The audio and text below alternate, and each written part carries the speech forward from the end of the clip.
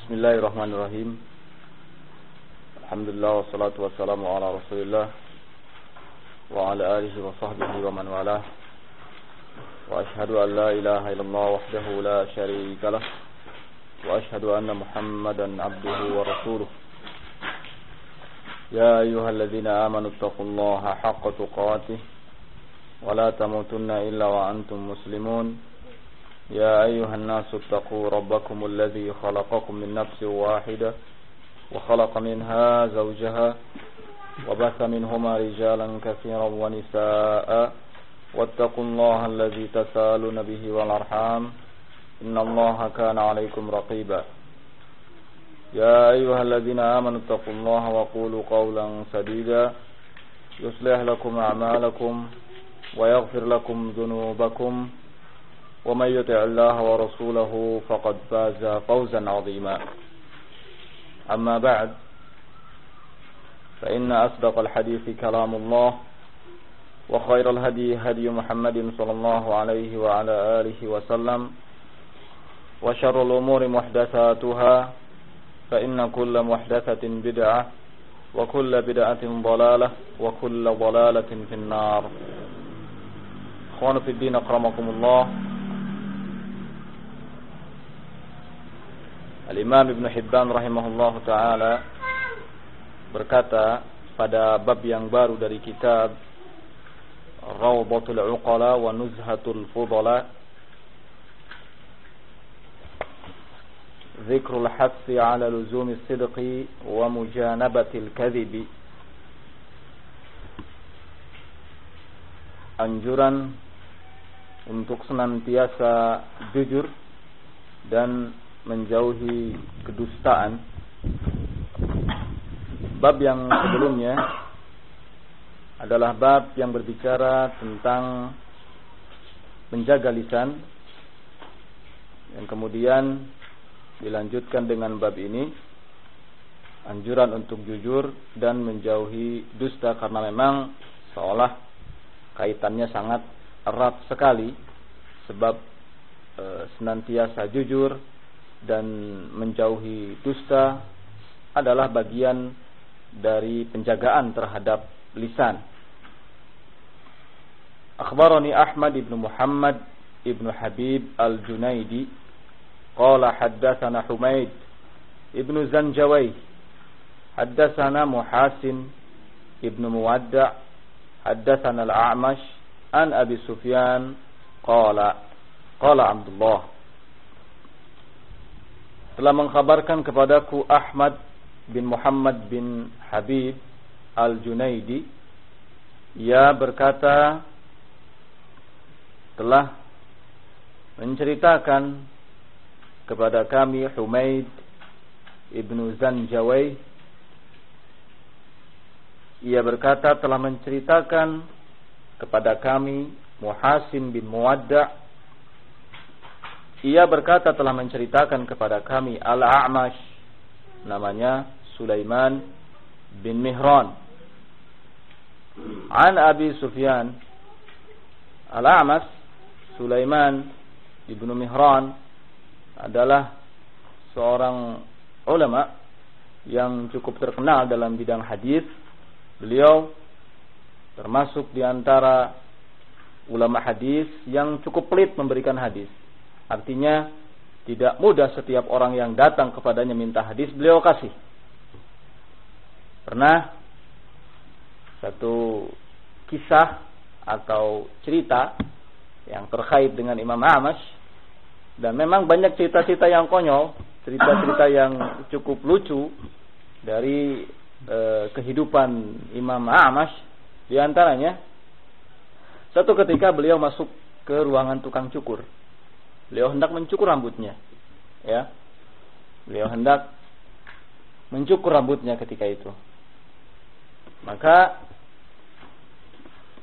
ketika rambutnya dicukur, sudah sebagian, setengah rambutnya sudah dicukur, ya, digundul, baru setengah.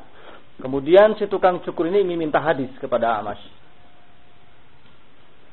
Saya akan sempurnakan rambutmu, ya, yakni dalam hal mencukurnya, atau dengan catatan, ya, kamu berikan saya hadis. Ya, kalau kamu berikan saya hadis, maka saya akan sempurnakan rambutmu ini, saya cukur. Tapi kalau tidak, maka tidak akan saya sempurnakan. Karena Imam A'mash ini orang yang cukup pelit dalam memberikan hadis, akhirnya beliau menolak untuk memberinya hadis, sehingga A'mash keluar dari tempat tukang cukur dengan setengah rambutnya gundul, setengahnya tidak. Ya, ini Imam A'mash rahimahullah. Jadi cuplis, keluar jadi cuplis. Ya. Nah, dan semua orang, ya, ketika ingin meminta hadis kepada A'mash, selalu dalam kondisi A'mash meminta pertolongan kepadanya, kemudian baru dia memberi syarat. Di antara syaratnya adalah meminta hadis kepada A'mash. Baik.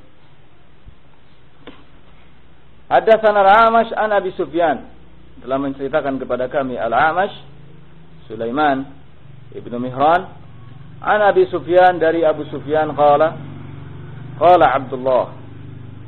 Abu Sufyan berkata Abdullah yang dimaksud di sini adalah Abdullah ibnu Mas'ud. Ya, Abdullah ibnu Mas'ud. Qala Rasulullah sallallahu alaihi wasallam, telah bersabda Rasulullah sallallahu alaihi wasallam, "Alaikum bis-sidqi, fa inna as-sidqa yahdi ila al-birri, wa inna al-birra yahdi ila al-jannah, wa inna ar-rajula la yasduqu hatta yuktaba 'inda Allah siddiqan, wa iyyakum wal-kadhiba, fa inna al-kadhiba yahdi ila al-fujur, wa inna al-fujura yahdi ila an-nar, wa inna ar-rajula la yakdhibu hatta yuktaba 'inda Allah kadzaban." Rasulullah sallallahu alaihi wasallam bersabda, hendaknya kalian bersikap jujur, karena sungguhnya kejujuran akan menghantarkan kepada kebajikan. Albir biasa diartikan dengan kebajikan, dan albir di dalam syariat maknanya tidak jauh beda dengan takwa. Maknanya tidak jauh beda dengan at-taqwa. Banyak bentuk-bentuk kebajikan, bukan hanya sekedar jujur saja, tetapi pada prinsipnya semua akhlak yang baik itu masuk dalam kategori apa? Albir, masuk dalam kategori kebajikan, dengan dalil hadis riwayat Muslim dari sahabat Nawas bin Sam'an. Dari sahabat Nawas bin Sam'an dikeluarkan oleh Imam Muslim, Rasulullah sallallahu alaihi wasallam mengatakan, al-birru husnul khuluq. Al-birru, kebajikan itu adalah perangai yang baik atau akhlak yang baik. Nah, sesungguhnya kejujuran akan menghantarkan kepada kebajikan. Wa innal birra, dan kebajikan akan menghantarkan ke surga. Wa innar rajula la yasduqu hatta yuktaba indallahi siddiqan, dan seseorang akan senantiasa terus jujur dalam pembicaraan-pembicaraannya, sehingga pada akhirnya akan dicatat di sisi Allah sebagai seorang yang jujur. Wa iyyakum wal kadhiba, dan jauhilah oleh kalian dusta. Ini bedanya kalimat alaikum dengan iyyakum. Kalau alaikum itu sifatnya perintah, tetapi kalau iyyakum sifatnya larangan. Ya. Wa iyyakum wal kadhiba, jauhilah oleh kalian dusta. Fa innal kadhiba yahdi ilal fujur, karena sungguhnya kedustaan itu akan menghantarkan kepada al-fujur, kedurhakaan. Wa innal fujur, dan sesungguhnya kedurhakaan itu akan menghantarkan seseorang ke neraka.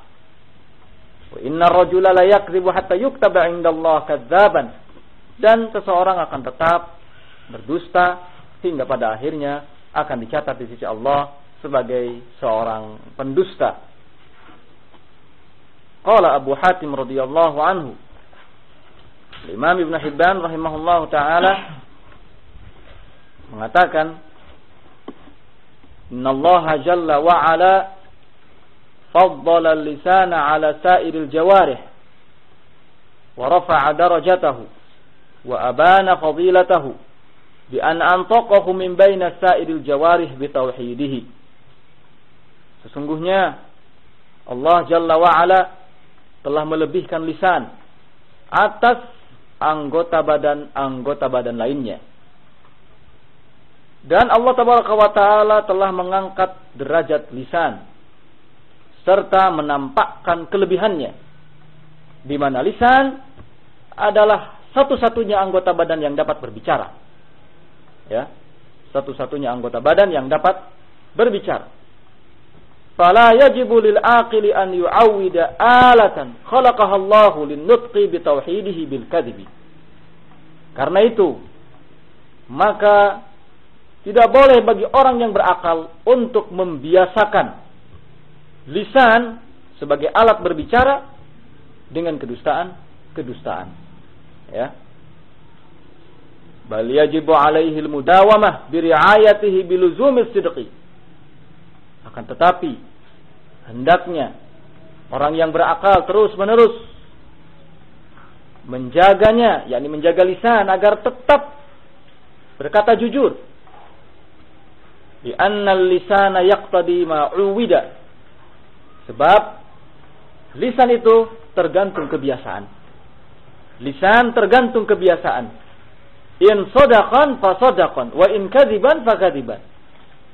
Jika dibiasakan jujur, maka lisan akan jujur. Namun jika dibiasakan dusta, maka lisan akan berdusta. Ya. Jadi lisan itu tergantung kebiasaan. Dibiasakan baik akan baik, dibiasakan jujur akan jujur, dibiasakan dusta akan dusta. Karena itu seorang penyair mengatakan, "Awwid lisanaka qaulal khair takhwa bihi." Awwid lisanaka qaulal khairi takhwa bihi. Biasakanlah lisanmu untuk mengucapkan kata-kata yang baik. Takhwa bihi. Kamu akan mendapatkan balasannya. Innal lisana lima awwadta mu'tadu. Karena sungguhnya lisan tergantung dari kebiasaannya. Ya. Lisan tergantung dari kebiasaannya. Kemudian berkata lagi penyair yang lain, al-kizbu murdika wa in lam takhaf was-sidqu munjika ala kulli halin. Kedustaan itu akan mencelakakanmu walaupun kamu tidak dalam keadaan ketakutan. Walaupun kamu tidak dalam keadaan ketakutan. Dalam keadaan tenang, dalam keadaan aman, kemudian berdusta, tetap akan mencelakakanmu. Was-sidqu munjika, sedangkan kejujuran akan menyelamatkanmu ala kulli halin, dalam setiap keadaan, baik dalam keadaan tenang ataupun dalam keadaan genting, rawan. Ya, kalau orang selalu bersikap jujur, maka akan menyelamatkannya. Fantiq bima syi'ta tajid ghibbahu. Fantiq bima syi'ta tajid ghibbahu. Lam tubtakhas waznata mithqal. Maka bicaralah sekehendakmu. Tajid ghibbahu. Engkau akan mendapatkan balasannya. Lam tubtakhas waznata mithqal. Tidak akan pernah berkurang, ya, tidak akan pernah berkurang timbangannya. Inilah kalimat-kalimat syair. Al-kizbu murdika wa in lam takhaf was-sidqu munjika ala kulli halin. Fantiq bima syi'ta tajid gibbahu lam tubtakhas waznata mithqalin.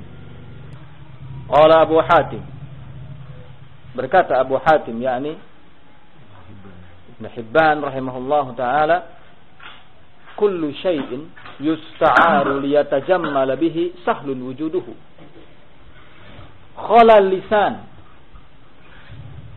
Segala sesuatu yang dipinjam untuk mempercantik diri, itu sangatlah mudah keberadaannya. Sangatlah mudah wujudnya. Ya. Khala al-lisan. Kecuali lisan. Fa innahu la yunba'u illa amma uwida. Lisan tidak akan mengabarkan sesuatu kecuali tergantung dengan kebiasaannya. Kalau lisan itu dibiasakan berdusta, maka yang dikabarkannya itu berita-berita dusta. Tapi kalau lisan itu dibiasakan jujur, maka yang dikabarkannya itu akan kejujuran, ya, hal-hal yang baik. Wala yakdzibu illa man hanat alaihi nafsah. Tidak ada orang yang akan melakukan kedustaan melainkan orang yang menghinakan dirinya sendiri. Orang yang kebiasaannya berdusta, di samping kehormatannya, keadaannya jatuh di tengah-tengah manusia, maka di sisi Allah tabaraka wa taala akan lebih terhina lagi. Ya. Berkata salah seorang penyair, "Idza urifal kadzdzab bil kadzibi lam yazal ladai nasi kadzaban wa in kana shadiqan." Apabila seorang pendusta itu telah diketahui kedustaannya, maka keadaannya akan tetap dicap sebagai seorang pendusta di tengah-tengah manusia walaupun dia berbicara jujur. Ini kerugiannya. Ya. Idza urifal kadzdzab bil kadzibi lam yazal ladain nasi kadzaban wa in kana shadiqan. Waqad anba'ana Abu Khalifah haddatsana Ibnu Katsir anba'ana Sufyan ats-Tsauri an Abi Ishaq As-Sabi'i. Siapa namanya? Abu Ishaq As-Sabi'i Amr bin Abdullah Al-Hamdani. Ana Anil Ahwas an Abdullah bin Mas'ud qala hasbul mu'min minal kadhibi an yuhaddisa bi kulli ma sami'a. Cukuplah seorang mukmin itu dikatakan telah berdusta an yuhaddisa bi kulli ma sami'a, ketika ia membicarakan setiap apa yang didengarnya. Ya, ini hadis telah lewat pembahasannya tadi siang dalam Sahih Muslim, di mana hadis ini adalah merupakan jazr dari Nabi sallallahu alaihi wasallam, hukuman dari Nabi sallallahu alaihi wasallam atas orang yang kalau berbicara tanpa berpikir dulu. Ya. Setiap berita yang didengar dia sampaikan kepada yang lain. Ya. Setiap ada isu-isu dia sebarkan kepada yang lain. Nah, ini berbahaya. Nabi mengatakan cukuplah seseorang itu dikatakan berdusta ketika ia membicarakan setiap apa yang telah didengarnya. Karena ucapan manusia seperti yang telah kita katakan tadi, bahwa ucapan manusia itu tidak lepas dari dua kemungkinan. Kemungkinan dusta dan kemungkinan benar. Ya, kemungkinan bohong dan kemungkinan tidak bohong. Maka kalau setiap apa yang disampaikan oleh manusia kemudian kita sampaikan lagi kepada yang lain, ini akan menyebabkan terjadi banyak kesalahan. Karena itu Abdurrahman bin Mahdi rahimahullah mengatakan bahwa orang yang tipenya seperti ini tidak pas, tidak cocok jika dijadikan sebagai panutan, jika dijadikan sebagai pemimpin, jika dijadikan sebagai tokoh yuqtada bihi, yang dicontoh oleh banyak orang. Enggak pas. Ya, karena orang yang menyampaikan setiap berita yang didengarnya adalah orang yang tidak punya orang yang tidak punya pegangan. Ya, orang yang tidak punya pegangan. Seharusnya dia periksa dulu kebenaran dari berita yang telah didengarnya, tidak kemudian ya disampaikan kepada orang lain begitu saja. Nah, anba'ana Al-Hasan bin Sufyan haddatsana Hibban bin Musa anba'ana Abdullah anba'ana Sufyan an Mansur an Salim ibnu Abil Ja'di qala Isa ibn Maryam alaihi salam tuba liman khazana lisanahu wa wasi'a baitahu wa baka ala khati'atihi. Kemudian Ibnu Hibban rahimahullahu taala menukil seorang penyair yang mengingatkan kepada kita bahwa lisan kalau sudah keluar, ya, atau ucapan kalau sudah keluar dari lisan itu sulit untuk ditarik kembali. Karena itu yang paling cepat membunuh seseorang itu adalah lisan, adalah omongan. ya, adalah perkataan dibanding pedang atau senjata-senjata yang lainnya. Karena itu seorang penyair, yaitu Muhammad ibn al-Munzir ibnu Sa'id al-Harawi mengatakan, al-qawlu kallabanil mahlub laisa lahu raddun wa kaifa yaruddul halibul labana fi dar'ihi wa kadzalika al-qawl laisa lahu fil jawfi raddun qabihan kana aw hasanan. Ucapan itu atau perkataan itu kallabanil mahlub, seperti susu yang diperas, ya, seperti susu yang diperas. Susu yang diperas itu berarti susu apa? Susu sapi atau susu kambing, ya. Laisa lahu raddun, tidak dapat dikembalikan lagi, ya, nggak bisa dibalikin lagi. Kaifa yaruddul halibul labana fi dar'ihi, bagaimana mungkin susu yang sudah diperas, susu kambing atau susu sapi yang sudah diperas dikembalikan lagi ke teteknya? Susah kan? Nggak bisa. Diminumkan lagi, nggak mungkin jadi susu. Atau dibelah teteknya, habis susunya. Ya. Karena itu ucapan itu seperti susu yang telah diperas, tidak bisa dikembalikan. Bagaimana mengembalikan perasan susu ke dalam tetek kambing atau sapi? Ya. Wa kadzalikal qaul, demikianlah ucapan, demikianlah omongan, demikianlah perkataan, demikianlah pembicaraan. Ya. Tidak dapat dikembalikan lagi ke mulut atau kemana? Dikembalikan lagi ke rongga mulut? Tidak bisa. Kalau sudah keluar, ya sudah keluar. Ya, nggak bisa ketika keluar ditangkap masukin lagi, nggak bisa. Ya, qabihan kana aw hasanan. Apakah ucapan atau omongan atau perkataan itu jelek atau juga baik? Nggak bisa dikembalikan lagi. Karena itu orang kalau ngomong harus berpikir dulu. Jangan asbun, asal bunyi. Ya, jangan seenak perutnya, ya. Jangan seenak perutnya. Celetak, celetuk, tong kosong, bunyi nyarinya. Ya, enggak boleh seperti itu. Tapi dipikir dulu, apakah ada kebaikannya atau tidak. Karena lisan, ya, atau bahaya dari lisan, akibat dari lisan ini sangat besar. Kalau lisan itu mengucapkan kalimat-kalimat yang baik, tentu akibatnya baik pula. Tetapi ketika lisan digunakan untuk mengucapkan sesuatu yang jelek, maka akibatnya pun jelek pula. Ya, akibatnya pun jelek pula. Orang yang selamat itu kebanyakan orang yang diam, seperti yang telah lewat.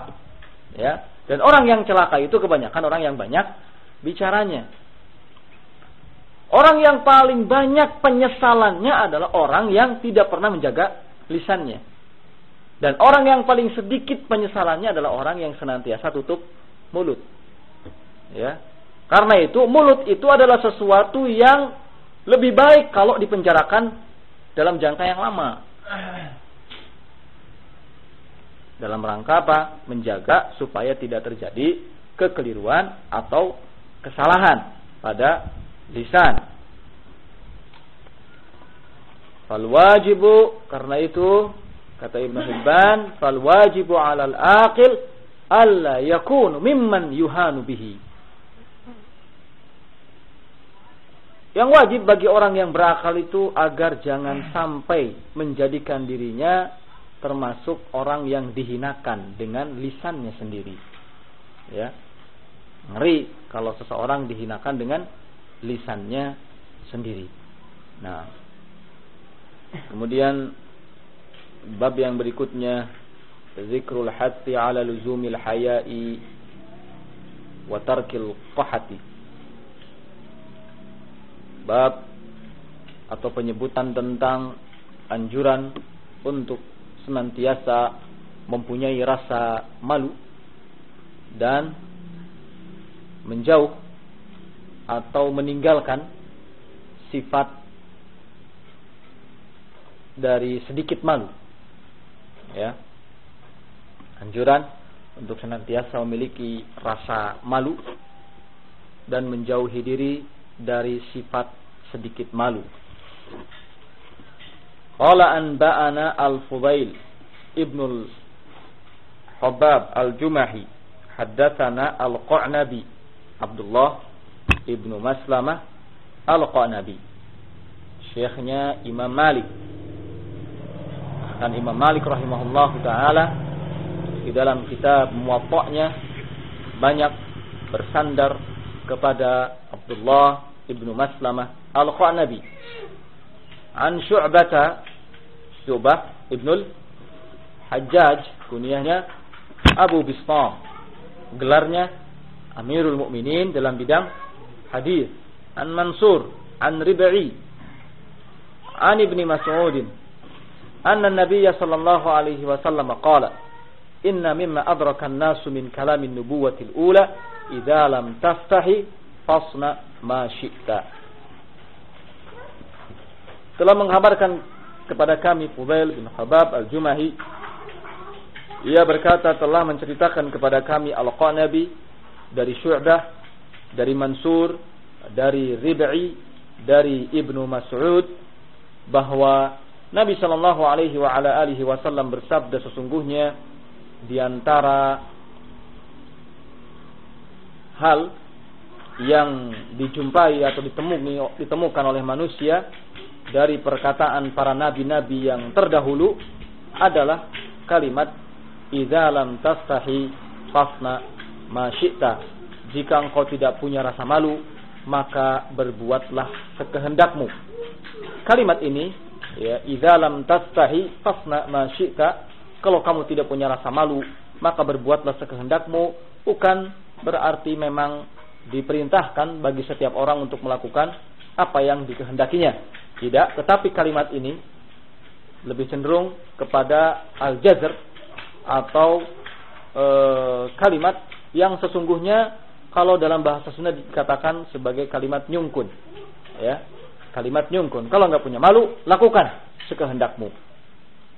Ini menggambarkan betapa jeleknya orang yang tidak memiliki rasa malu. Qala Abu Hatim rahimahullah, Ibnu Hibban rahimahullah mengatakan al-wajibu 'alal aqil luzumul haya. Yang wajib bagi orang yang berakal itu senantiasa memiliki rasa malu. Li'annahu aslul aqli wa badrul khairi wa tarkuhu aslul jahli wa badrul syarri. Karena sesungguhnya malu itu adalah pangkalnya akal. Ya.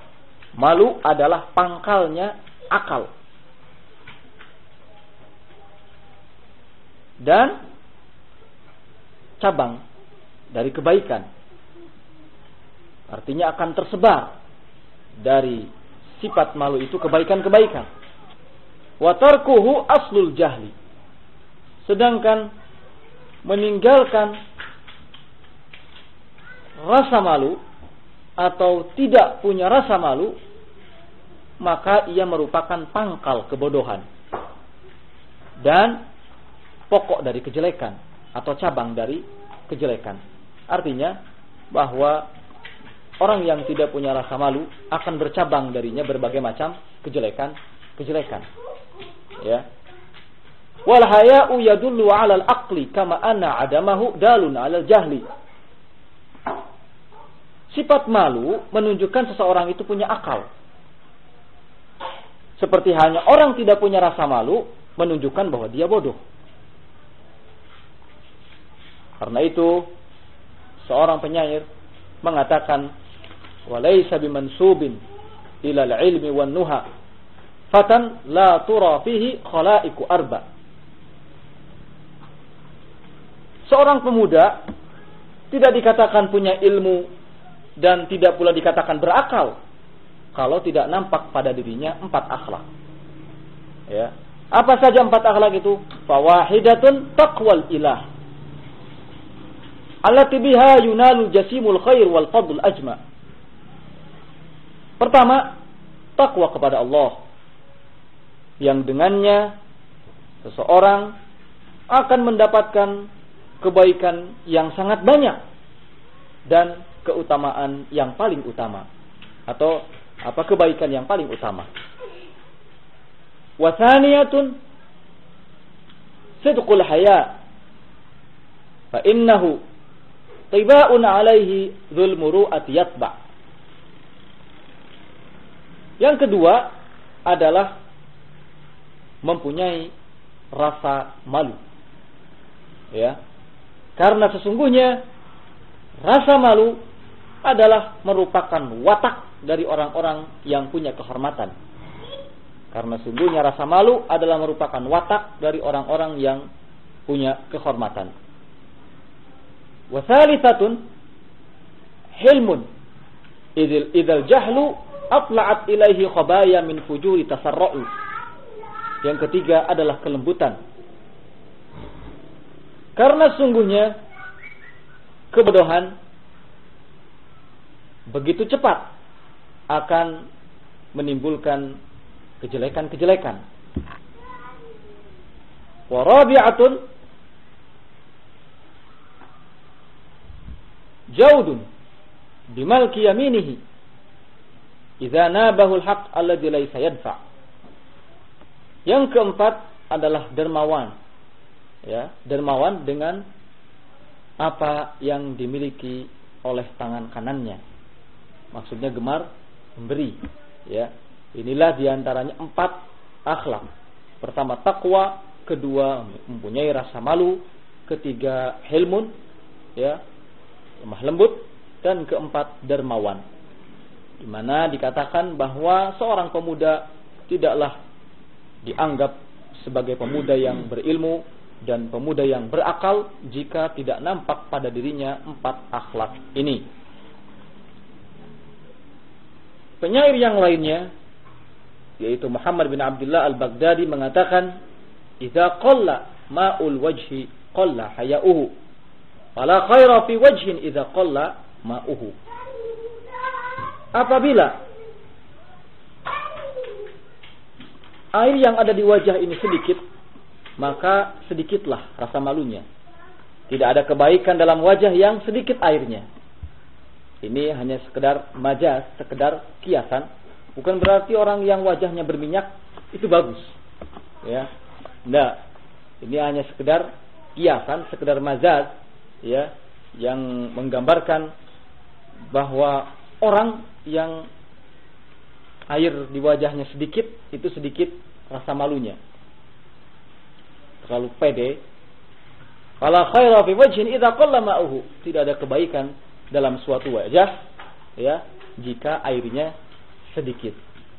Nah, karena biasanya orang yang punya sifat malu itu akan sangat tampak dalam wajah yang pertama kali. Ya. Akan sangat nampak jelas dari raut muka yang pertama kali. Karena itu, maka rasa malu biasa digambarkan dengan roman wajah atau roman muka. Ya. Kemudian Ibnu Hibban rahimahullah taala menyebutkan bahwa al-haya hayaan. Sifat malu atau rasa malu itu ada 2. Ahaduhuma istihya'ul 'abdi minallahi jalla wa 'ala 'indal ihtimam bimubasharati ma khatara 'alaihi.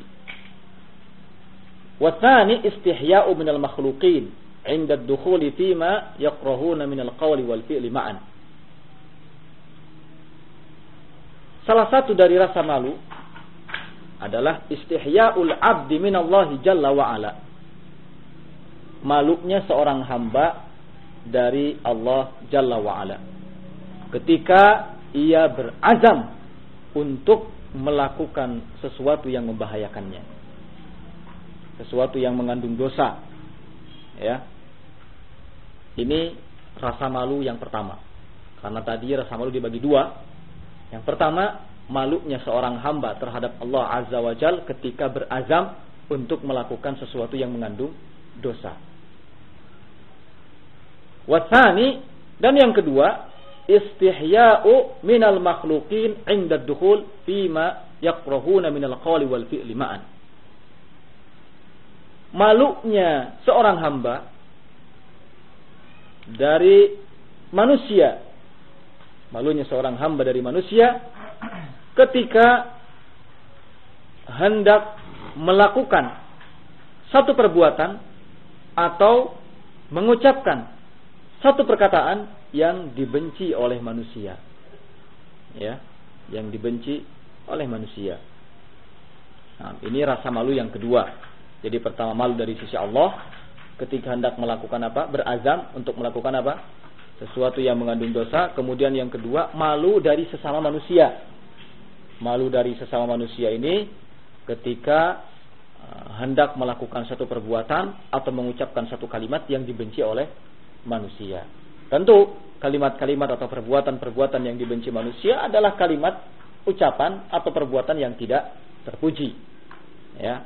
Nah, wal haya'ani jami'an mahmudani. Dua rasa malu di atas tadi, keduanya adalah terpuji. Ya, keduanya terpuji, hanya saja salah satunya wajib dan yang lainnya hanya sekedar utama saja. Ya.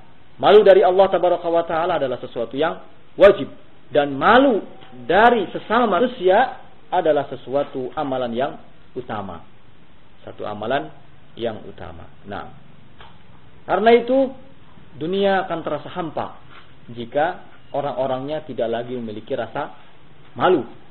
Ya, dikatakan oleh salah seorang penyair, "Fala wallah ma fil 'aishi khairun wala dunya idza dhahaba al-haya." Demi Allah, sekali-kali tidak ada kebaikannya. Ya, tidak ada kebaikannya dalam kehidupan. Tidak pula ada kebaikannya di dunia. Idza dhahaba al-haya, ketika rasa malu itu telah lenyap. Ketika rasa malu itu telah tiada. Fala wallah ma fil 'aishi khairun. Demi Allah, ya, tidak ada kebaikan dalam kehidupan. Tidak ada kebaikan pula di dunia jika rasa malu itu telah tiada. Dalam salah satu asar yang datang dari Aqil, dari Zuhri, disebutkan anna Abu Bakr As-Siddiq qala yawman wa huwa yakhthub, bahwa Abu Bakar As-Siddiq ketika berkhutbah beliau berkata, ayyuhan nas, wahai sekalian manusia, istahyu minallah, malulah kalian dari Allah. Fa wallahi ma kharajtu li hajatin mundu bay'atu Rasulullah sallallahu alaihi wasallam uridu al-gha'ita illa wa ana muqanni'u ra'si haya'an minallah. Malulah kalian dari Allah. Demi Allah, semenjak aku berbaiat kepada Rasul sallallahu alaihi wa ala alihi wasallam, kemudian aku hendak keluar dengan tujuan buang hajat, maka kepalaku selalu dalam keadaan tertutup, hayaan minallah, karena malu dari Allah tabaraka wa taala. Ayuhan nas istahyu minallah, wahai sekalian manusia, malulah kalian dari Allah. Maka demi Allah, semenjak aku berbaiat kepada Rasulullah sallallahu alaihi wasallam, kemudian aku hendak keluar rumah dalam rangka buang hajat, maka kepalaku selalu dalam keadaan tertutup, hayaan minallah, karena malu dari Allah tabaraka wa taala. Kemudian anba'ana Muhammad ibn Sa'id Al-Qazzaz, haddatsani Abdullah bin Mas'ud Al-Tha'labi bil Yaman, haddatsana Ahmad bin Zaid bin Sakan Al-Jundi, haddatsana an Sufyan ibn Uyainah qala Yahya bin Ja'dah, idza ra'aita ar-rajula qalilul haya fa'lam annahu madkhulun fi nasabih. Kata Yahya bin Ja'dah, apabila engkau melihat ada seseorang yang sedikit sekali rasa malunya, maka ketahuilah bahwa nasabnya tidak jelas. Ya, ketahuilah bahwa nasabnya tidak jelas, keturunannya tidak jelas, keluarganya tidak jelas. Padahal nasab itu adalah sesuatu yang dijaga dengan baik oleh setiap manusia, karena nasab adalah perkara yang juga penting, sehingga orang-orang Arab itu sangat perhatian sekali terhadap nasab, meskipun nasab ini bukan ukuran baik dan buruknya manusia, tetapi kalau seseorang punya nasab yang jelas, maka paling tidak ia akan mendapatkan tempat ataupun kehormatan dari sesama manusia. Beda dengan orang yang tidak punya nasab yang jelas, ya, senantiasa akan mendapatkan hinaan di tengah-tengah manusia. Sedangkan Yahya bin Ja'dah di sini mengatakan bahwa kalau aku melihat seorang laki-laki yang sedikit rasa malunya, kalau engkau melihat seorang laki-laki yang sedikit rasa malunya, maka ketahuilah bahwa dia nasabnya tidak jelas. Keturunan siapa, ya, tidak diketahui. Ini tentunya sangat berbahaya, menyebabkan seseorang akan menjadi orang yang terhina di tengah-tengah manusia. Apalagi tentunya di sisi Allah Tabaraka wa Ta'ala, karena orang yang tidak punya rasa malu tentu dia tidak pernah berpikir, ya, akan apa yang dilakukannya dan akan apa yang diucapkannya. Karena sudah tidak punya rasa malu, hidupnya tidak lebih daripada kehidupan hewan, tidak punya norma-norma dan tidak memiliki batasan sebagai manusia. Waliyadu billah.